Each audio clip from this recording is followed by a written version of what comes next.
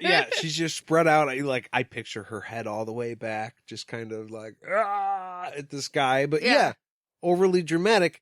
But like a minute ago, all these guys were hugging each other and like, yeah, so maybe it was fine. And it was like an emotional moment. They recognized that, even though they're soldiers. I get flashes of Paul Schmecker when he's like, there was a firefight, you know? Yeah, like, why did he scream? If you guys haven't seen the movie Boondock Saints, you have to watch that. There's 2 of them now, and they are the greatest thing ever created. But yeah, exactly. The FBI agent who, like, screams and fires his gun into the sky at a crime scene. Yeah. It's like, no, probably shouldn't do that. But like, yeah, totally get your passion. Love it. We're gonna follow you 100%, but I mean, this is just for our entertainment. I feel like, kind of, maybe a little. Kahlan tells these guys, though, that they're only gonna live again once every single one of their enemies is dead. She speaks an oath to the people of the Midlands. 7 more people leave, but the rest join her in the oath. They were good up until that oath. They're like, no, I just can't bring myself to do it. Yeah, no, I ain't swearing shit. I will shove a spear right through a man's mouth and not blink twice, but I don't want to give it up. The oath is actually vengeance without mercy before our lives are returned to us. And then she says tonight the killing begins.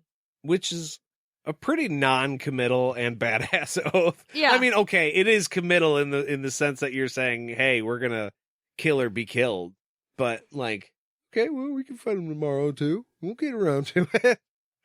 Also, I feel like if I were Chan at this point, I would be like, hold on.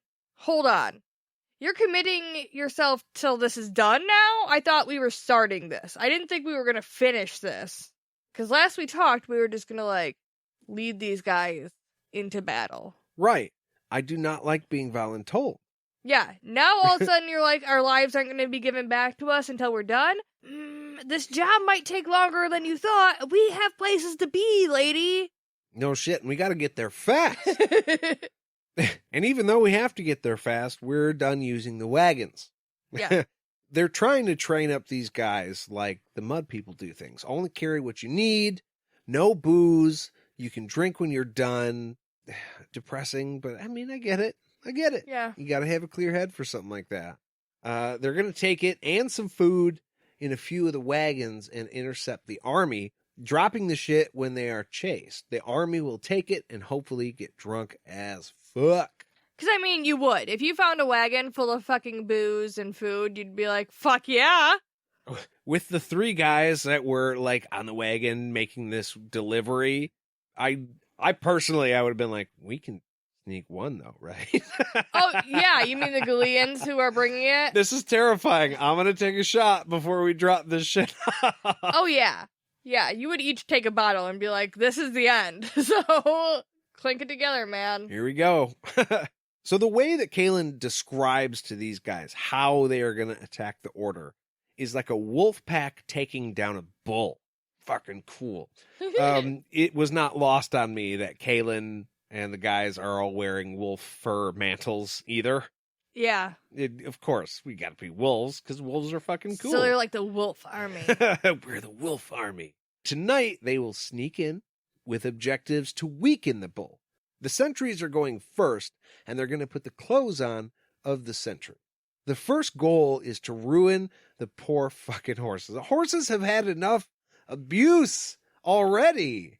For real. Can we be nice to horses? They don't need to be broken, okay? I had the thought today that of all the broken legs of horses we've been hearing about, which is fucking awful, it does make me very, very happy that Kahlan got to ride Nick through an army of motherfuckers. He's just great. Like the horse kind of got revenge for all of his horse buddies that have been injured and killed. And he's still good. Yeah, so. Nick is solid. As far as we know, he's fine. The other thing they're going to do is they're going to take out the food. They're going to leave them the booze and then make sure they have no bread to soak that shit up. Yeah, they're going to poison shit and ruin it. Any specialized craftsmen they find, weapons, tents, all that shit is just going to be torched if they can. Yeah, we're going to harry the whole camp and we're going to make life hell for them. Yeah. And if you see an officer, kill that motherfucker. Yeah, and about the killing, the object really isn't to kill that many guys, it's to disable them. This one, anyway. And to scare them. Fear and panic, I mean, they make you make mistakes, which allows them to be killed. They're going to be drunk, they're going to be scared, it's going to be crazy as hell, and if you're organized and have a plan, it's going to be super easy for you to get in there and get your job done. You know, that's actually, we've been playing a video game, like a pirate video game, and that's one of the first tips of the PvP of it all. Like, if you make someone panic, you're in a better place, because as soon as someone panics, they start making mistakes, and then you can win. And I'm really not great at it, but it definitely related to this. Because like, okay, yeah, you freak somebody out, then you're like, okay, I can sink their fucking ship. We are going to take a little break, and we'll be back right after this.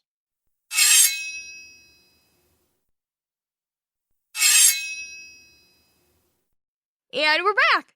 So, there are a few hours left to get everything ready. They have to increase the lookouts and sentries and keep reports of literally everything that's coming, because they don't want to be surprised at this point. Like, we have a plan now, we're trying to enact it. Let's not fuck it up.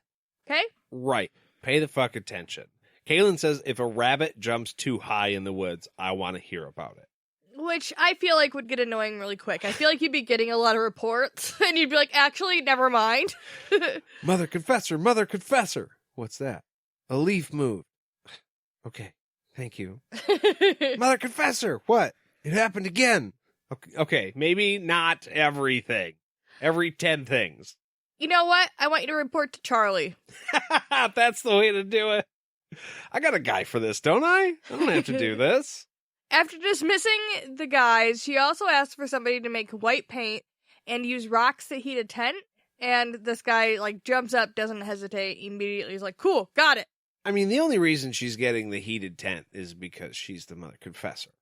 It sounded, I listened to this chapter twice, and she doesn't ask for just one heated tent. She asks for tents. So apparently there's going to be multiple heated tents. Oh, so she's doing like a group thing so everybody can get warm. Yeah, apparently everyone's going to be doing group things or something. I mean, I didn't mean to sound like I didn't think she deserved it. She is the Mother Confessor after all. Like, of course, the boss gets the best. That's pretty typical. Yeah. But like, she just showed up, and I guess I was thinking they hadn't thought to do this before. And she's like, dude, we can just put some big stones on a fire and then bring them inside the tent, and then they warm up the tent, and they don't cause a fire. Duh. And he's going, holy shit, I never thought about that. Hey, guys, get a rock.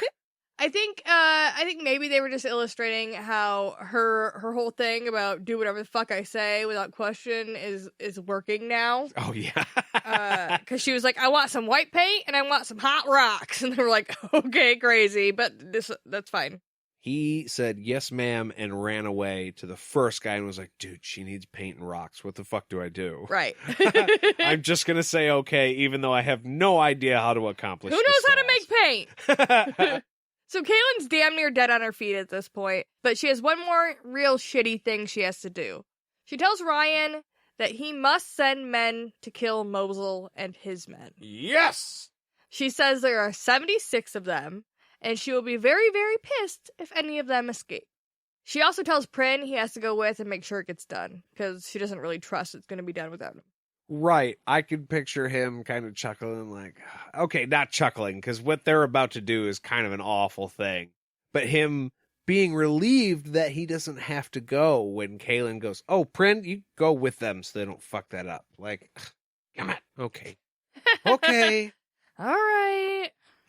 Kahlan is sure that they are planning on going to the army once they're out of sight. Like, obviously, they're going to tell. They're going to the order to, like, join up. Where else are they going to go? Home? To go clean that shit up? Right. Yeah, no.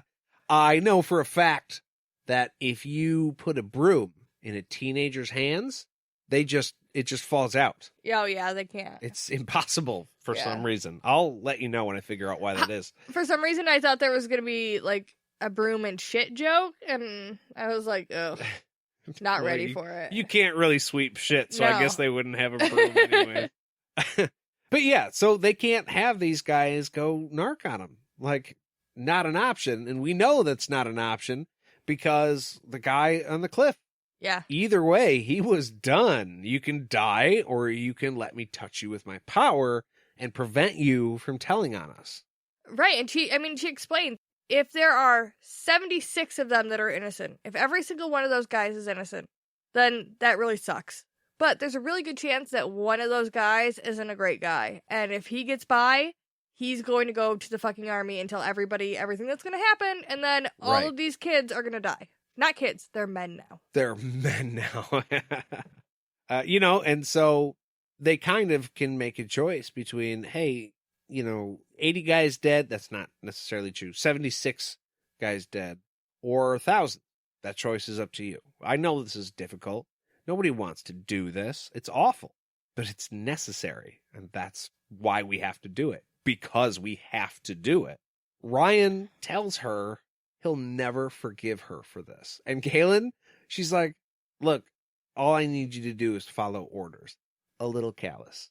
But at the same time, fine, don't forgive me for that. You don't have to. You can hold this against me. I've literally never had friends until earlier this, just a couple months ago. So everyone's always hated me. So it's fine. Yeah. You don't have to start liking me now just because you're my employee. Yeah. That's okay. She requests a guard outside of her tent, smart, and reminds him that if she was killed, the 3 men... Oh, okay. She requests a guard to stand outside of her tent while she sleeps at night, which is not a bad idea. Enemies are in the area, at least a couple of hours away. Well, and some of these men, she's alluding to the fact that she doesn't know who she can trust. And so Ryan is like, oh, what if one of them is a bad guy, one of your guards? And she's like, well, if I die, one of my dudes here got my back. Yeah, you see these 3 Greek gods behind me? Badasses of war. They will kill whoever kills me, promise. Yeah.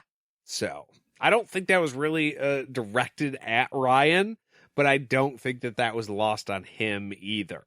No, but I also enjoyed the way that Chan was like, yeah, we totally fucking would. Which shows how far they've come. If he didn't actually like her at this point, he'd probably just be like, maybe I will, maybe I fucking wouldn't, bitch. Yeah, maybe after she's dead, I could just run away. Yeah, but no, he's like, yeah, I would totally take your ass down. I would put sticks in your eyes. He's itching to hurt somebody. So Hobson runs into the tent. He's got some stew for Kahlan, and she turns it down because she's too tired to eat, which, okay, maybe it's a personal difference, but I don't believe there is such a thing as too tired to eat. And that's the Zide coming out in you, I think. Yes, it is. I'm okay with that. So Ryan tells the happy guy, because, okay, she turned down the stew, but he's fucking happy to help. He got stuff for her. Yeah. He's like talking to the boss lady, so yeah. He's all good. And then Ryan just shits all over his day. He's like, hey, man, I got a job for you. You're probably not going to be super excited to bring her anything after I tell you this. Yeah. Oh, man, I'm glad you got that smile in now. Why? And Kahlan tells them both that, hey, they have 2 hours. You guys have to get ready. I'm going to get some sleep. I don't think they have taken a break since we've met them. Maybe they're doing a shift thing. So, right every 16 hours you get to rest. Even in the army, I'm sure you get less than that. But, you need to have watches. Everybody, or at least somebody, is active at all times. Yeah.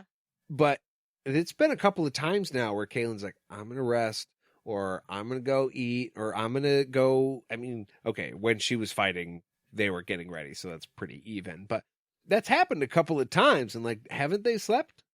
Up until now, these guys have been traveling in wagons, so I don't think that they lacked sleep before now, because they could sleep in the wagons and transition. But now they're going to be hard up for some rest, I'm guessing. Well, it's war. Yeah. Well, not exactly war in the traditional sense, but they are very clearly beginning an attack, and they're going to stay on the attack until the enemy is done. Right. But yeah, so Kahlan wants them to wake her up in 2 hours, which I guess is a lot less effective than an alarm clock. I feel like it would be hard